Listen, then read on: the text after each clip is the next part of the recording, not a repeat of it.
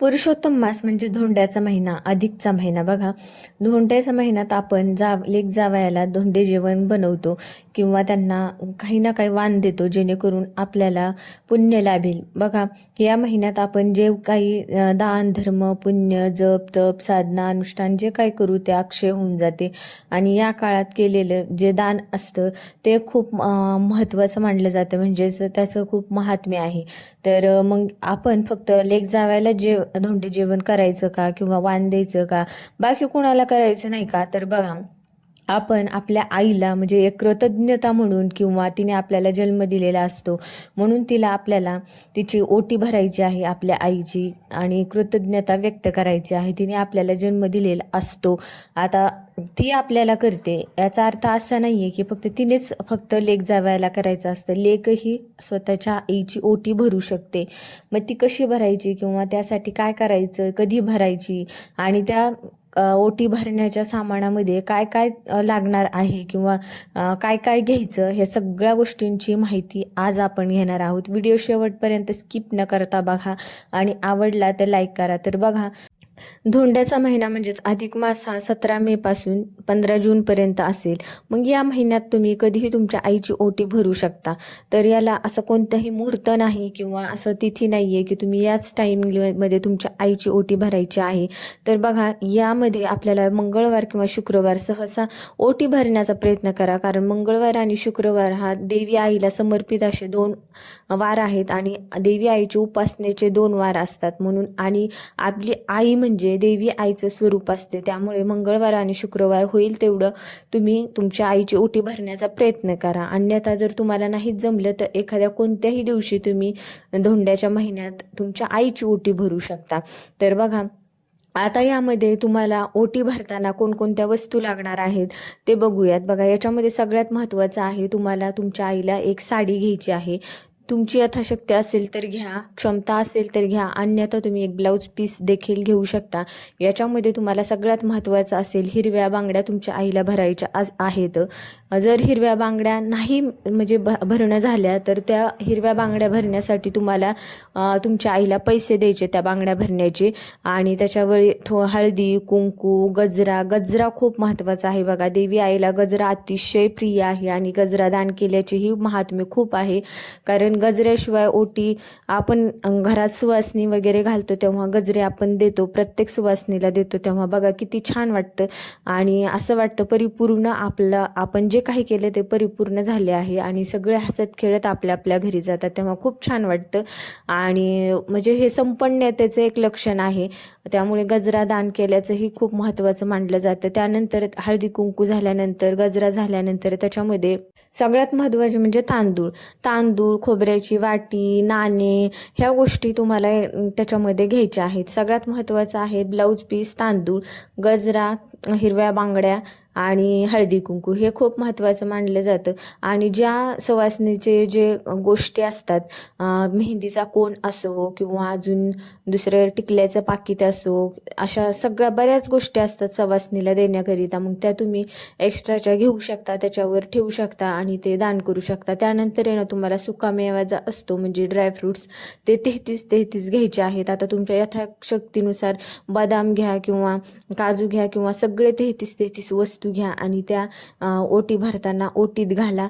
त्यानंतर जे फळं असतात ते 33 प्रकारचे फळं तुम्ही ओटीत घालू शकता, अर्थातच तुमची क्षमता असेल तर. आता बघा, ओटी कशी भरायची ते बघूयात आपण. सगळ्यात महत्त्वाचं, एक पाट ठेवा, त्याच्या साईडने रांगोळी काढा, तुमच्या आईला तिथे बसवा आणि जे तुम्ही वाण आणलेलं आहे, साडी असो किंवा ब्लाऊज असो, ते ओटीत घाला तुमच्या आईच्या. त्याच्यावर तांदूळ ठेवा, त्यानंतर ओटीचं सामान जे काय असेल ते ठेवा. तुमच्या आईला गजरा द्या, तेल लावायला सांगा किंवा तुम्ही लावा, किंवा आणि बाकीच्या हिरव्या बांगड्या वगैरे त्या ओटीच्या सामानात भरा. जे 33 प्रकारचे फळं जर आणले असतील ते तुम्ही तुमच्या आईच्या ओटीत घाला. त्यानंतर जे ड्रायफ्रूटचे जे असते 33 प्रकारचे 33 वाण असतो ते तुमच्या आईच्या ओटीत घाला आणि आईला प्रणाम करा आणि भरभरून आशीर्वाद घ्या. बघा, आई म्हणजे सगळ्यात आधी आपल्या आयुष्यात आईच येत असते आणि त्यानंतर देव असतो. आई ही पहिला गुरु असते आणि आईचा आशीर्वाद हा खूप महत्त्वाचा असतो आपल्याला. आणि बघा, जेव्हा आपण आईची ओटी भरतो, धोंड्याच्या महिन्यात तिला थोडंसं वाण देतो, दान करतो आईला, तेव्हा भरभरून भगवान श्री विष्णूंचा आशीर्वाद आपल्याला लाभतो. आणि ही ओटी भरताना ती पूर्ण त्यांना पोचते आणि त्यामुळे आपल्या आयुष्यातील सगळा अंधकार नाहीसा होतो. आपल्या घरातील जे काही घरातील गोष्टी, अडचणी, संकट असतात त्या दूर होतात आणि आपल्याला देवाचा स्वतः आशीर्वाद मिळतो. आणि 33 कोटी देव हे धोंड्याच्या महिन्यात भगवान विष्णूंच्या सेवेत रममाण असतात, भक्तिमय असतात. जेव्हा आपली आई ही आनंदी राहते तेव्हा त्यांचा भरभरून आपल्याला आशीर्वाद मिळतो आणि आपल्या आयुष्यातील संकट दूर होतात. आता बघा, ज्यांना आई नसेल, असं बऱ्याच जणांचं होतं, ज्यांना आई नाही आहे किंवा ज्यांची आई हयात नाही आहे, त्यांनी काय करायचं, कोणीही तुमची मावशी असेल, मामी असेल किंवा स्वतःची सासूला तुम्ही आई म्हणून तिची ओटी भरू शकता. किंवा कुणीच नसेल तर कुणीही तुमच्या घरातील कामवाली बाई असेल, कुणीही असो, तुमच्या ओळखीचं कुणीही असो, तिला आई मानून तिची ओटी भरायची आहे. आणि जे काही मी तुम्हाला सांगितले आहे त्याचप्रमाणे तुम्हाला ओटी भरायची आहे. त्यामुळे असं काही नाही आहे की तुम्हाला आई नाही आहे मग तुम्ही हे करू शकत नाही. तर बघा, प्रेमाचा झरा कुठेही आपल्याला मिळतो. जर तुम्हाला कोणी खूप मायाने जवळ घेत असेल किंवा अतिशय प्रेमाने तुमची काळजी घेत असेल तर त्या व्यक्तीला तुम्ही आई म्हणून तिची ओटी भरू शकतात. आता बघा, आईची ओटी ही कोणीही भरू शकतो, ज्याला आई आहे किंवा ज्याला आई नाही आहे. ह्या दोन व्यक्ती तुम्हाला सांगितल्याप्रमाणे ओटी भरू शकतात. तर बघा, मुलगी कोणतीही असो ती ओटी भरू शकते. विवाहित मुलगी, अविवाहित मुलगी, कोणीही आपल्या आईची ओटी भरू शकतं. असं काही नाही आहे की मुलीचं लग्नच झालेलं पाहिजे मग तीच मुलगी आईची ओटी भरू शकतात. तर बघा, तुमची आई जर, आता बऱ्याच जणांचं म्हणणं असतं आपली आई कोणाची आई विधवा जर असेल तर तिची ओटी कशी भरायची, तर हे सांगते मी तुम्हाला. बघा, आई ही आई असते, तिथं कोणतेही प्रकारचे नियम बंधनच पाळता येत नाहीत.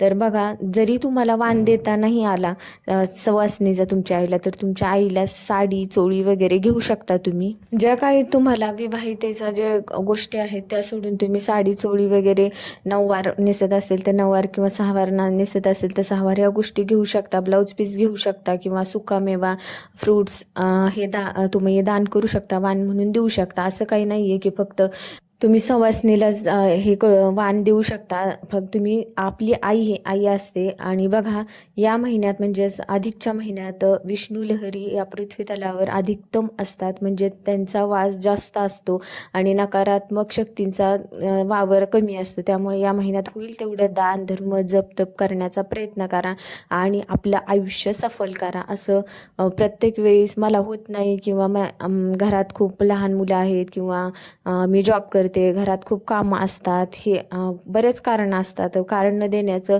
बंद करून काही ना काही देवाचं करत राहा प्लीज, तुम्हाला रिक्वेस्ट आहे. आणि काही ना काही सेवा करत राहणं हेच आपल्या आयुष्याचं सार आहे. तर तुम्हाला व्हिडिओ कसा वाटला नक्की सांगा. आपल्या चॅनलला सबस्क्राईब करा. धन्यवाद. श्री स्वामी समर्थ. रामकृष्ण हरी.